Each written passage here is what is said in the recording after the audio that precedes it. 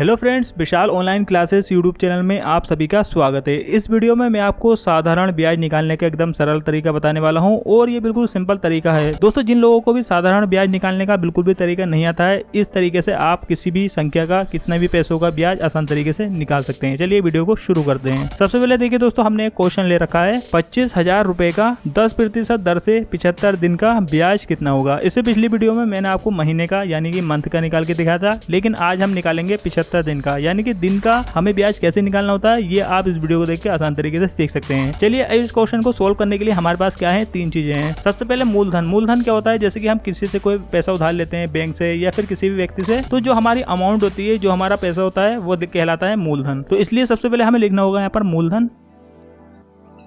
तो हमारा मूलधन कितना है, मूलधन है हमारा 25,000 रुपए। ठीक है, मूलधन है हमारा 25,000 रुपए। अब हमें दर कितनी देनी है, मतलब 10% दर से हमें ब्याज देना है। तो यहाँ पर हमें लिखना है दर बराबर, दर हमारी कितनी है, दर है हमारी 10%। इसके बाद दोस्तों हमारा समय, हमें समय कितना दिया गया है, समय हमें दिया गया है 75 दिन। तो यहाँ पर हम लिखेंगे समय, ये देखिए 75 दिन। अब इसके बाद दोस्तों इस क्वेश्चन को सोल्व करने के लिए हमें फॉर्मूले यानी कि हमें एक सूत्र की भी जरूरत पड़ेगी। सूत्र मैंने आपको पिछली वीडियो में बता दिया था, लेकिन आप इस सूत्र को लिख के जरूर रख लीजिए, क्योंकि इसी फॉर्मूले की मदद से ही साधारण ब्याज निकाला जाता है। चलिए अब मैं आपको सूत्र लिख कर दिखाता हूँ। तो हमारा जो फॉर्मूला है वो है साधारण ब्याज का। तो यहाँ पर हम लिखेंगे साधारण ब्याज का सूत्र यानी कि फॉर्मूला, साधारण ब्याज बराबर, मैं शॉर्ट में आपको दोस्तों लिख के दिखा रहा हूँ, मूलधन गुणा दर गुणा समय। बट्टे में आएगा हमारा 100। तो ये देखिए बट्टे में आएगा हमारा 100। ये हमारा फॉर्मूला है। इसी फॉर्मूले की मदद से अब हम इस क्वेश्चन को सोल्व करेंगे। चलिए मैं आपको सोल्व करके दिखाता हूँ। सबसे पहले दोस्तों, जब भी आप इस क्वेश्चन को सोल्व करेंगे, मूलधन हमारा आपको देखना होगा। मूलधन कितना है मैंने आपको ऊपर इसीलिए सबसे पहले तीनों चीजें लिख के दिखा दी है, मूलधन, दर और समय, क्योंकि फॉर्मूले में यही 3 चीजें लगेंगी। और अगर आप इसको एक बार समझ लेते हैं तो लाइफ में कभी भी आपको प्रॉब्लम नहीं आएगी। सबसे पहले हमारा मूलधन हमें कितना दिया गया है, 25,000 रुपए। तो यहाँ पर हम लिखेंगे 25,000।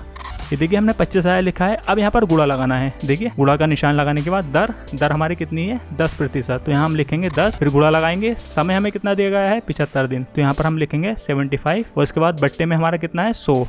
बट्टे में 100 लगाने के बाद दोस्तों अब एक बात का आपको ध्यान रखना है, क्योंकि हमें अब ये दिन का हमें ब्याज निकालना है। तो जब भी दोस्तों आपको दिन का ब्याज निकालना होगा तो गुणा में आपको 365 लिखना होगा। अब दोस्तों हमने यहाँ पर 365 क्यों लिखा है, आप ये सोच रहे होंगे। हमने ये 365 दिन इसलिए लिखे हैं क्योंकि एक साल में कितने दिन होते हैं, 365। तो इसीलिए हमें दिन का जब भी ब्याज निकालना होगा तो आपको गुणा में 365 ही लिखना होगा। चलिए दोस्तों अब हम इसको कट करेंगे। कट कैसे करेंगे, जैसे कि यहाँ पर आपको नीचे दिखाई दे रहा होगा 100 है बट्टे में। तो हम क्या करेंगे, ये 2 जीरो यहाँ से कट करेंगे, तो यहाँ ये 2 जीरो कट हो जाएंगे। कितना बचा हमारा, 250 गुणा 10 गुणा 75। अब इसको जो मैं आपको एक आसान तरीका बताता हूँ कैसे इसको कट करना है। ये देखिए हमारी कितनी संख्या है बट्टे में, 365 दिन है और ऊपर है हमारा 75। सबसे पहले हम इन दोनों को कट करते हैं। ये देखिए 75 एकम 75, एक बार यहाँ पर कटेगा तो एक आएगा, 75 एकम 75। ठीक है, ध्यान से समझिए। अब यहाँ पर हमें क्या करना है, 75 से हमें 365 को काटना है। वो 4 बार अगर हम पढ़ेंगे तो कितना आएगा, 300। 4 बार कटा है 75 से 365। ये देखिए 4 लिखा है हमने। अब इसके बाद हमारे पास कितना बचा है, हमारे पास बचा है 65। तो यहाँ पर 65 बचा है, तो हम क्या करेंगे, एक पॉइंट यहाँ पर लगाएंगे। एक पॉइंट लगाएंगे तो यहाँ पर 0 बढ़ जाएगा। अब हम 75 से दोबारा काटेंगे तो ये कितने बार कटेगा, ये कटेगा 8 बार। तो यहाँ पर हम इसको कट करेंगे, ये 8 बार कटा है। ये देखिए अब हमारे पास कितना बचा है, हमारे पास बचा है 50। अब दोस्तों हम क्या करेंगे, एक जीरो इसमें और बढ़ा देते हैं 50 में,